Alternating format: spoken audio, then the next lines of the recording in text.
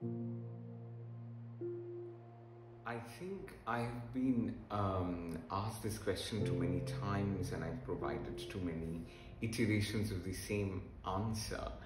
But here goes another explanation, is that I don't think that I would like to call myself an artist. I would rather label myself as a technician who employs the technology of a pen or a pencil or a brush to do whatever he does. If the end result is art, that's fine. If it's not, that is also fine. Because I do not want the responsibilities that come with the word artist and the ideas that sort of engulf me as a result of that. Because I essentially think that not everyone can be artists or should be artists. Sometimes the craftsmanship of a particular person is so beguilingly beautiful that we mistake them for artists. But this particular distinction is very important to me. And I'm still in the process of discovering myself and what holds in the future for me as a definition, let's put it that way.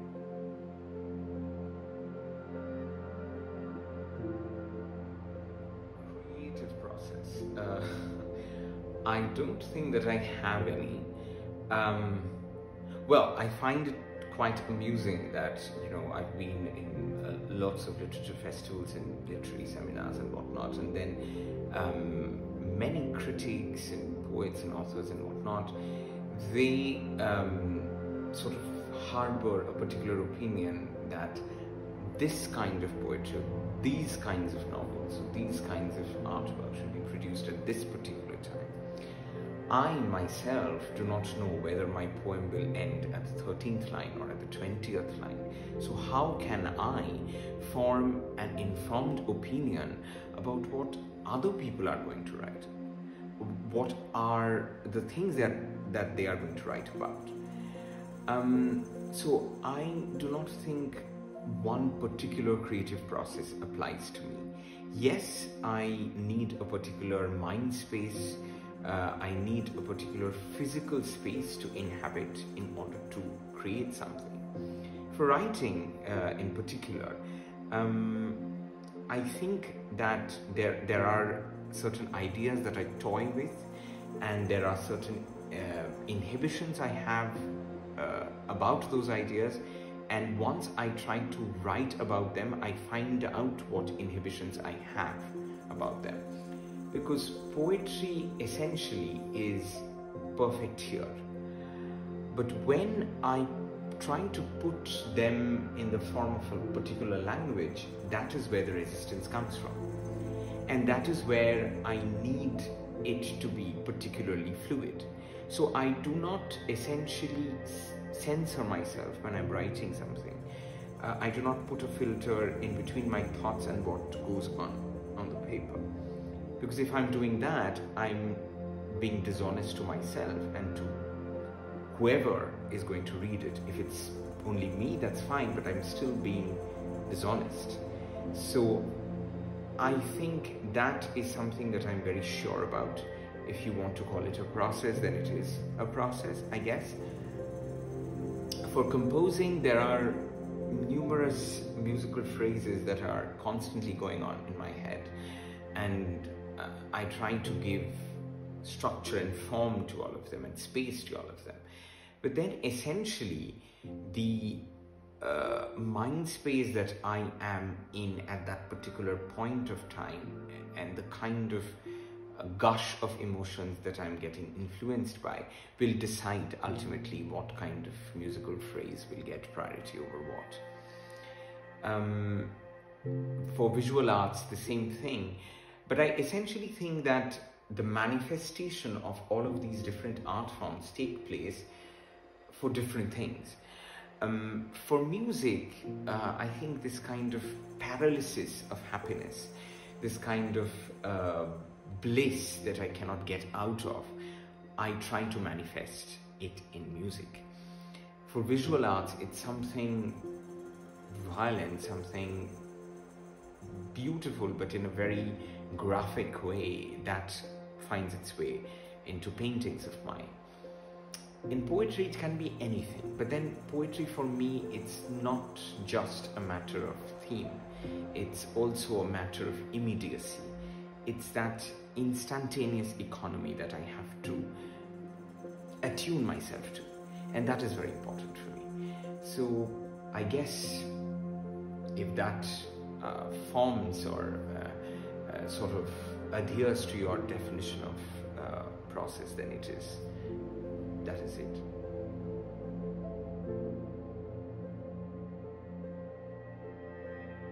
What inspires me? I think inspiration is a very big word, and strangely, we live in a bleakly utilitarian time where everything that you do has to serve a particular purpose, has to have a certain kind of need, for something or somebody, and everything that you do, its value has to be measurable in some aspects or the other. Otherwise it's dispensable, otherwise it's a waste of time. So I think in these particular times, of course, I derive my inspiration from change makers in our society, from politicians, from artists, from social scientists, from environmentalists who are actually striving to bring about change. But apart from that, those are high-handed aspirations. But apart from that, my quotidian inspirations, which I find dearer to me, are those times of absolute nothingness. You know, an afternoon of just listening to music. It can be any music, anywhere. And that is where I anchor my joyful, immaterial superfluity. This does not bring me monetary value. This does not bring me any commercial gain. But these are those little things that you have to find for yourself in your day, in your daily life, to go on. Because every day, according to me, has a glory of its own kind. And it's waiting to be illuminated. It is waiting to be examined, to be savored. Even the darkest of all our days has a little bit of light in it. We just have to probe for it. Otherwise, what is the point of all of this? I mean, there is nothing. I think if you anchor yourself to these little tributes to your life, to yourself, I think therein lies the true meaning of inspiration for me.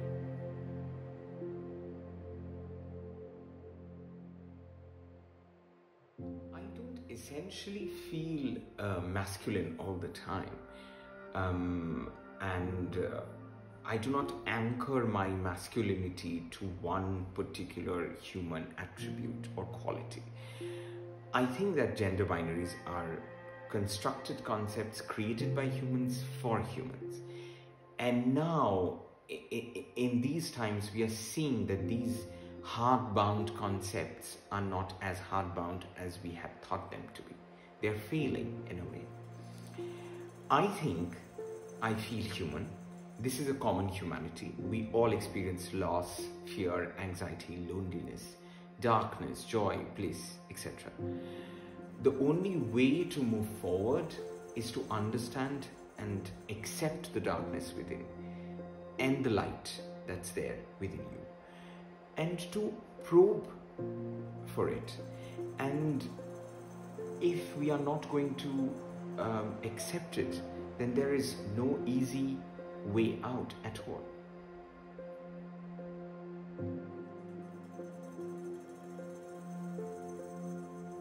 Thank you so much for for your congratulations and everything. I was not really expecting it, the nomination. This is not an act of humility or an act of self-flagellation, but I generally have very low expectations with everything that I do. So in times of heartbreak, it is usually useful. But I'm very pleased because these two poems of mine were written at times when the entire world was locked down. We had nowhere to go to, and I had to find my escape on the piece of paper that was lying in front of me. I had actually a friend of mine who's a poetry critic call me in the middle of the night, 2 a.m. I think. He couldn't sleep having read my poem. And awards, laurels aside, any kind of recognition is great, but all these awards aside, I think this is the greatest form of pleasure to me when somebody resonates with my work from the deepest crevices of their being. And this is what I hold dearest of all.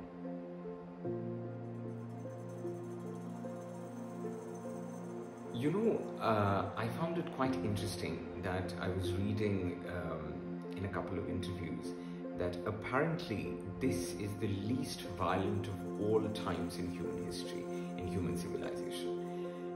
This surprised me so much that I had to look through several historical texts to provide myself with a kind of ramification.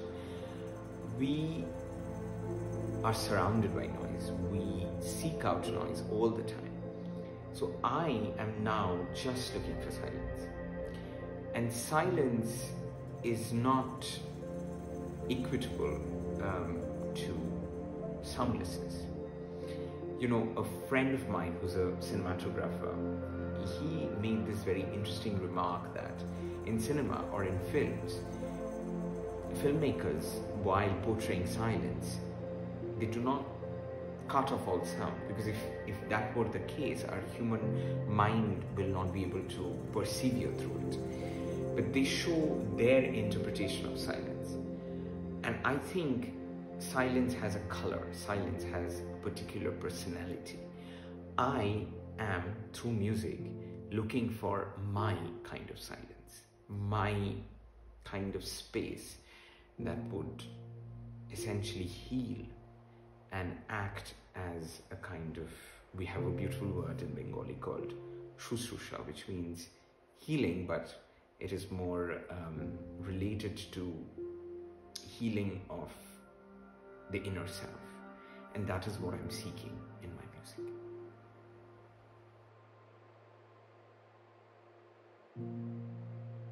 I think I've been asked this question too many times, and it's interesting that for me, I do not have well-defined strictures which I devise as art and as science. Both for me represent purity of thought, in the sense that I have a Doctor of Philosophy, but I studied engineering and applied physics. It means that everything essentially is a form of philosophy. To think something so originally abstract as Einstein's theory of relativity, something so exacting, is art for me.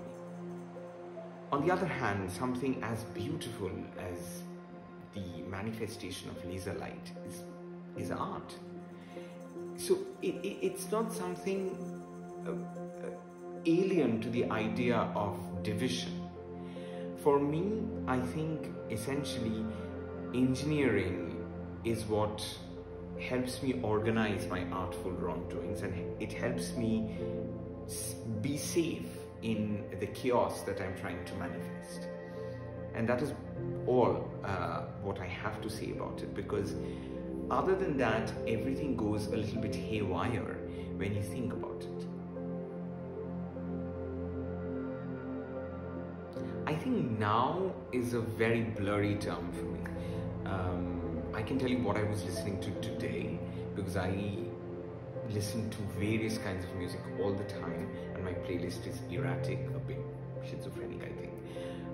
I was listening to Kai Schumacher's rendition of Wim Morton's Struggle for Pleasure, and I share this conviction that in music, repetition is a very important concept.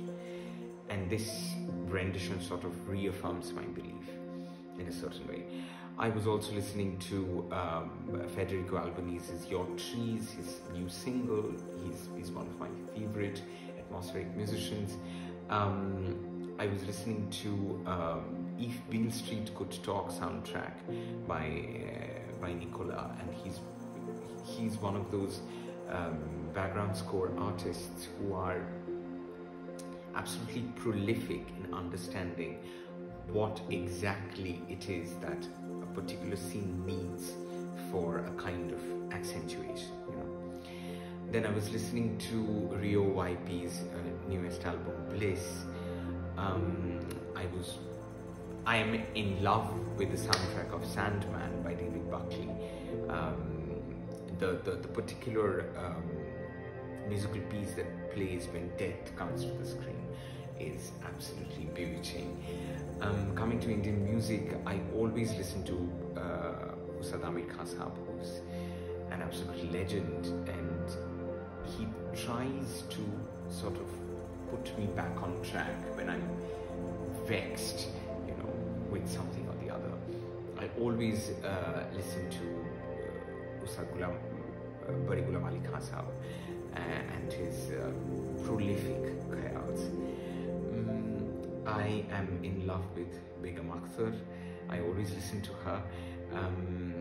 Bach always creeps into my playlists, and there is something so positively charming about his conceptions and his compositions, is that I think it's because his compositions are so mathematical in nature. I listen to Chopin all the time. I mean, before going to bed, his nocturnes put me to sleep. I was listening to this particular single called Mountains. It's an alt-rock band called Jom who created this. It's one of my favorite tracks.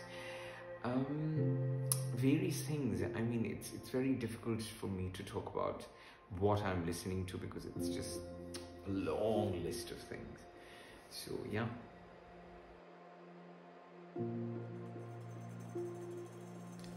What am I reading now?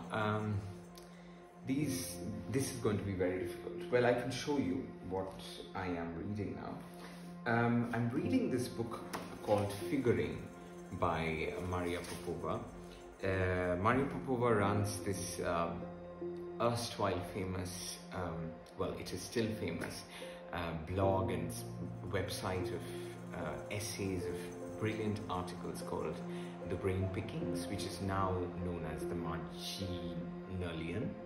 And this is a book where Popova puts her heart and soul into. She talks about socio-cultural issues, she talks about science and humanity, she talks about politics, and all of it in such a warm, approachable way of putting into things. And it's really a cross-hatching of different facts and, you know, a kind of adherence to a kind of realism that we all need. I've been reading René Char a lot. He's a famous French poet. I was in love with Char when I read Hypnos for the first time. There were, I mean, such hypnotic lines in that book that I was absolutely transfixed about it. And this particular book of his also contains one of those beautiful poetry collections that I have seen. For example, this poem, none of this is written on the sky. They have set aside for us, nor in the book we yearn for, as it hurries forward, to the rhythm of our heart, then shutters, while our heart continues beating. This is René Char for you. Please do read this book. Next, I'm reading Paradise, of course, by Fernando Melchor. He is a brilliant, brilliant novelist who is talking about an unsparing, devastating tale of different lives, of different space, that I find rare in these times, and his prose is so lucid, so vulnerable, that I find drawn to it quite often. This is a great book to start your autumn reading with. Then my all-time favorite author, Julian Barnes. He has written this new book called Elizabeth Finch. I think Barnes is one of the cleverest writers alive in this generation, and he is scary in the sense that he talks about so many things in a searingly masterful way, be it fiction, be it non-fiction. Elizabeth Finch is just ravishing. Then I'm reading Amos Oz. This I picked up in Portugal while I was in Porto, and this is a book called Elsewhere Perhaps. Amos Oz is a prolific novelist, and his is a generous imagination. You know, his imagination is not something that you can be inspired from. It is an imagination on a different level. His language has a very careful, wise simplicity, which I admire so much. And this is something to be savored, like, wine. Okay. This is a book that I've been talking about so much that the author got in touch with me. This is a memoir by Hector Abad, the great Colombian writer, and this is his memoir called Oblivion. He talks about his life with his parents, especially his dad, and how an entire military regime was responsible for his father's death.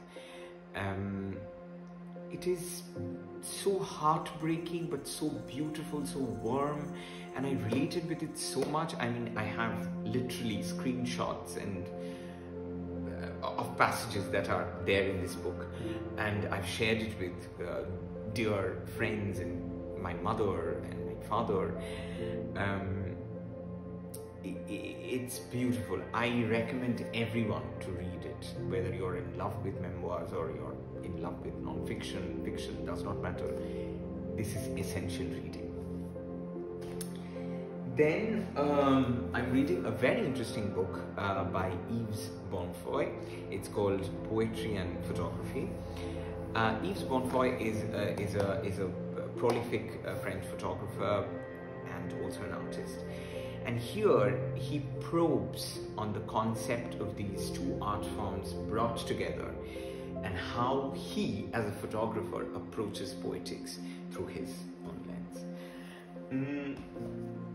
Then I'm reading this absolutely new author I had no idea about. It is also a memoir, Hussein Barghouti. He's a Palestinian, and he talks about his life. It's a book called Among the Almond Trees, and it is beautiful, it is honest, it requires careful re-examination. It requires for us to step back, take a breath, understand certain things, and then come back to it, because it is not an easy read, but I would recommend it to everyone. Then a delightful book called Delhi Through the Seasons. It's a book written by Kushwant Singh, and it is illustrated by Shuddhaswata Basu or Shuddhaswata Basu. It's a book describing Delhi in its fullest splendor, with beautiful texts by Kushwant Singh, and it's a book which is for nature lovers. If you are fond of nature, you're fond of forests, you're fond of plants, trees, flowers, animals, this is the book for you. And if you're inspired to visit Delhi as a result of this book, I I will not be surprised. So that's all. Thank you.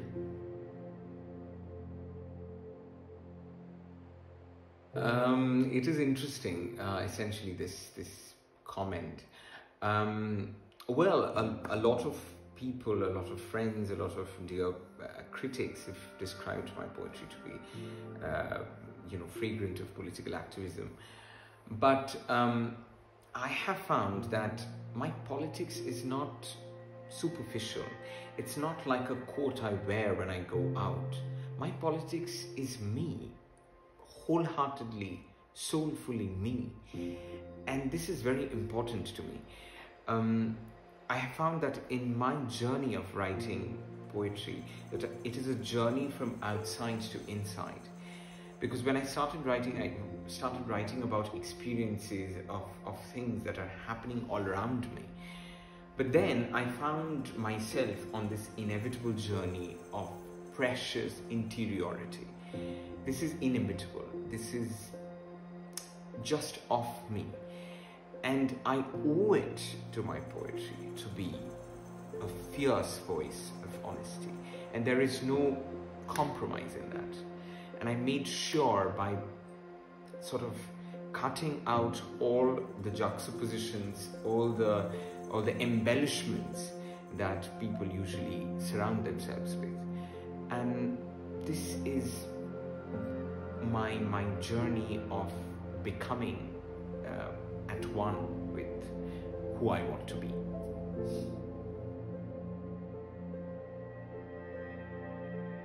Which song am I humming?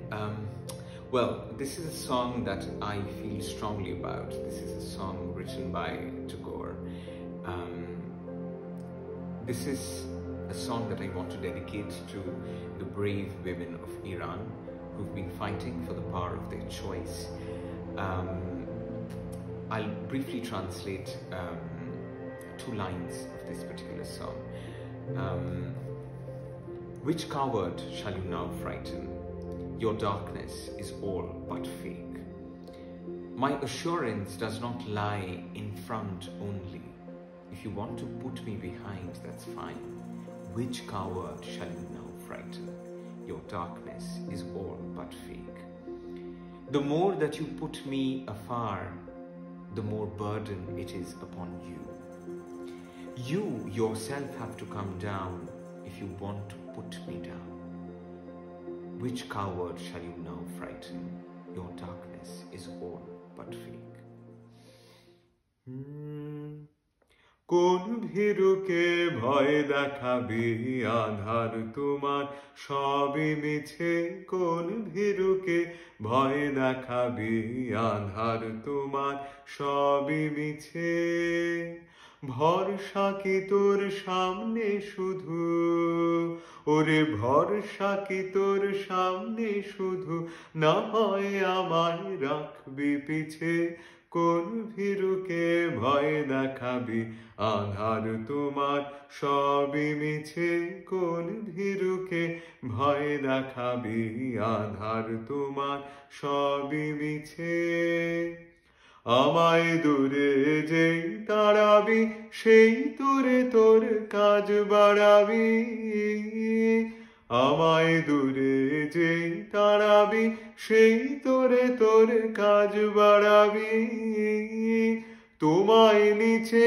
নামতে হবে তোমায় নিচে নামতে হবে আমায় যদি ফেলিস নিচে কোন ভীরুকে ভয় দেখাবি আধার তোমার সবই মিছে কোন ভীরুকে ভয় দেখাবি আধার তোমার সবই মিছে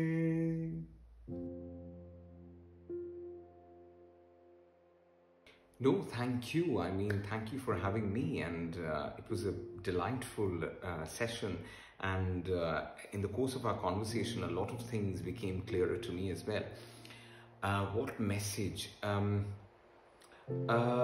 I think I've said this quite a number of times that we have to get more younger people to read and appreciate poetry and to make them write poetry. And this is not going to happen just by, certain individual exercises, but with the help of active poetry workshops taking place in schools, where it is imperative to hear their voices and not putting them aside, Because if we plant a sapling and we hope that our grandfather will water it, the sapling will never survive.